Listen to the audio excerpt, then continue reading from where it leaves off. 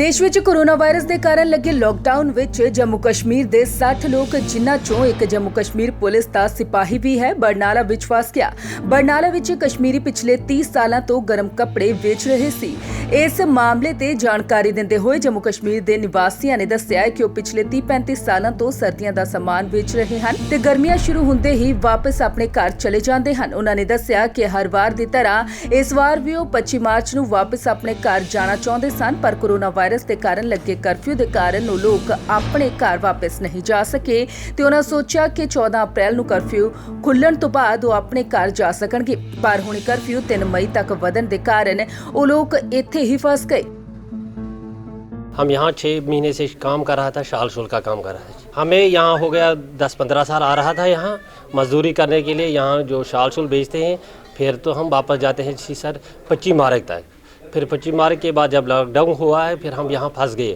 हमारे पास बच्चे छोटे छोटे था वहाँ और माँ बाप भी हैगा और बच्चे भी हैगा, बीवियाँ भी हैगा, वो वहाँ तरसते। जो पैसा है वो तो हमने उनको कुछ माड़ा मोटा दे दिया सी। वहाँ कुछ पैसे माड़ा मोटा हमारे पास है कि हमने सोचा हम घर जाएंगे।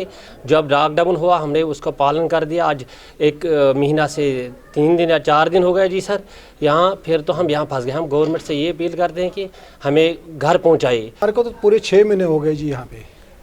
हमने अब 22 मार्च या 25 मार्च को हमने घर जाना था जी।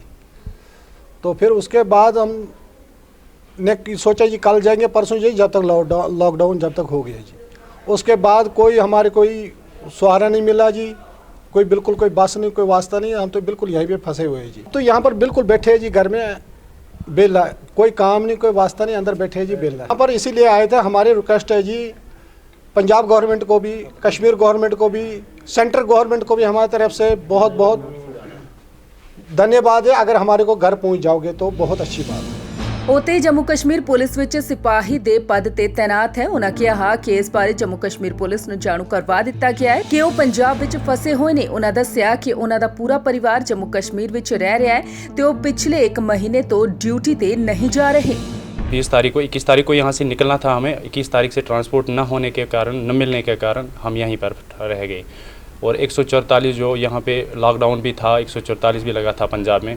तो इसकी वजह से मैं इन चीज़ों को मद्देनज़र रख के, क्योंकि जानने के बावजूद मैंने किसी को नहीं जाने दिया। मैंने बोला नहीं, इस चीज़ को एहतराम करके 14 जो अप्रैल आ रहा है इसको लॉकडाउन शायद खुल जाएगा, उसके बाद हम रवाना हो जाएंगे। तो हमारा माह रमज़ान भी आने वाला था, तो हमने बोला चलो मतलब 14 को हम निकल जाएंगे यहाँ से। 14 के कारण अब बढ़ा दिया 3 मई तक। तो 20 को बोला था फॉर्मली हम खोल देंगे, कोई एक उधर इधर जो बाहर के होंगे वो चल पड़ेंगे। 20 को भी नहीं खुल पाया, तो इसके कारण हम यहाँ पर ठप हैं। 34 दिन से हमारी दरहम बरहम की है। किसी के पास जितने भी जो कि पैसे कमाए थे इन्होंने यहाँ से मजदूरी करके, तो इनके पास ख़त्म हो गए हैं। बाकी तो कोई पूछने वाला नहीं, कोई एडमिनिस्ट्रेशन ने हमें कोई कुछ नहीं। जहाँ पर बाहर नहीं निकलने की वो भी इजाज़त नहीं मिली। 144 के कारण हमें बाहर भी नहीं जाने दिया और हम जा भी नहीं, हम जाने खुद ही इनकार किया दिया कि नहीं, हमने इसका तहफ़्फ़ुज़ किया क्योंकि बीमारी ऐसी है। तो अब हम लास्ट पे यही चाह रहे हैं, रमज़ान भी आने वाला है, हम यही चाह रहे हैं कि हम अपने कश्मीर पहुंच जाएं। मेरी तनख्वाही सैलरी की भी बंद होगी इस महीने, क्योंकि कोई इन्फॉर्म नहीं है। मैं थाने तक भी गया 2 बार अपना रिपोर्ट डलवाने के लिए, इन्होंने ये टस से मस नहीं हो गए।